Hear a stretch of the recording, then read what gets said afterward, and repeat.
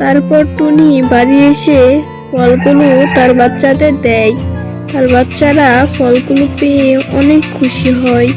তারপরে টুনি ঠিক করে যে তার গাছের ফল ব্যবসা করলে কেমন হয়, মানে বিক্রি করলে কেমন হয়। সে যেটা চিন্তা করে সেটাই করার সিদ্ধান্ত নেয়। তারপরে সে সবগুলো ফল পেড়ে নেয়, ফল পেড়ে নিয়ে যায় ওইগুলো বাজারে বিক্রি করতে। এভাবেই তার দিন খুব ভালোই চলছিল।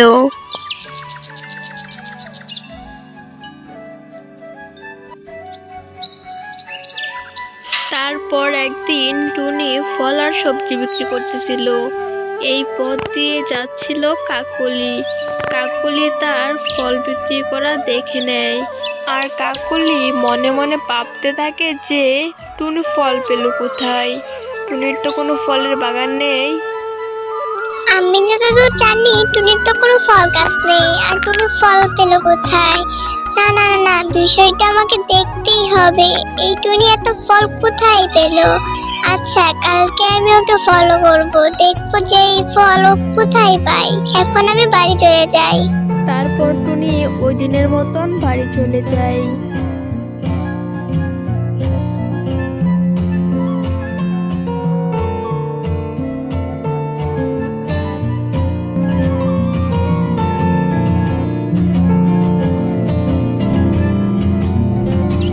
পরের দিন সকালে কাকুলি টুনির পিছু করে তার বাড়ি থেকে।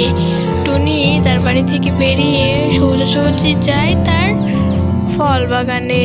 সেখান থেকে সে কিছু ফল পেড়ে বাসায় চলে যায়, আর ওইদিকে কাকুলি টুনির ফলের বাগানে যায়। ও আচ্ছা, এই কথা। টুনির তাহলে ফল গাছ আছে, কিন্তু আমি তো জানতাম ওর সবজি বাগান। কিন্তু ফল গাছ কোথা থেকে এলো? চারটে আমি এসব বাদ দিই, আমি বরং রাতে আসবো ফল পাড়তে, তারপর সব ফল পেড়ে নিয়ে যাব। তারপর কাকুলি বাড়ি চলে যায়, আর বিকেল গড়িয়ে সন্ধ্যা হয়ে যায়। তারপর কাকুলি রওনা দেয় টুনির বাগানের উদ্দেশ্যে। যাওয়ার পথে তার সাথে দেখা হয় রাজার, আর রাজা মশাই তাকে ডাকতে থাকে। কিরে কাকলি, তুই এত রাতে কোথায় যাচ্ছিস? না রাজামশাই, এই তো একটু জঙ্গলে ঘুরতে ছিলাম। সাবধান কাকলি, আমার সাথে তুই মিথ্যা কথা বলবি না, আমি তোকে হারে হারে চিনি, সত্যি কথা বল। না মানে কাকলি, তুই তাড়াতাড়ি সত্যি কথা বল, নাহলে আমি তোকে শাস্তি দেব। তারপর কাকুলি রাজাকে সবকিছু খুলে বলে। এটা শুনে রাজা বলে, এই কথা, এটা তো আগে বলবি আমাকে। চল, তোর সাথে এখন আমিও যাব। রাজার কথা শুনে কাকুলি খুশি হয়ে রাজাকে নিয়ে টুনির বাগানে যায়।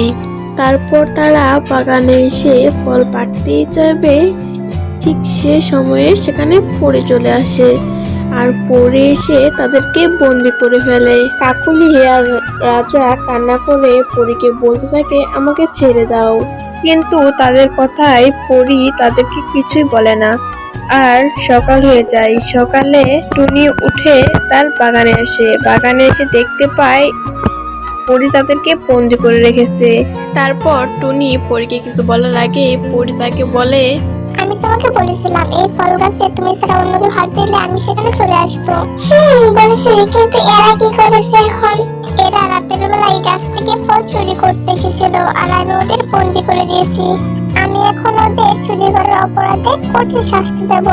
না পরি, ওদের হয়ে আমি তোমার কাছে ক্ষমা চাইছি, তুমি ওদেরকে মাফ করে দাও, ওরা ভুল করে ফেলছে। টুনি, তোর কথা ভালো, কিন্তু ওরা অন্যায় করেছে, ওদের শাস্তি পেতেই হবে। আমি ওদেরকে শাস্তি দেব। না পরি, এরকম করো না প্লিজ, শেষবারের মতন এই কথাটা রাখো, ওদেরকে ছেড়ে দাও। আচ্ছা ঠিক আছে টনি, পরে যদি আবার ওরা এরকম করে আমি ওদের শেষ করে দেবো। তারপর পরী ওদেরকে ছেড়ে দিয়ে চলে যায়। আর কাকলি আর রাজামশাই টুনিকে বলে, টনি বোন আমার, আমাদেরকে ক্ষমা করে দে, আমাদের ভুল হয়ে গেছে, আমরা এরকম আর কখনো করব না। আচ্ছা এবার বাদ দাও, তোমরা তোমাদের ভুলটা বুঝতে পেরেছো, এটাই তো অনেক।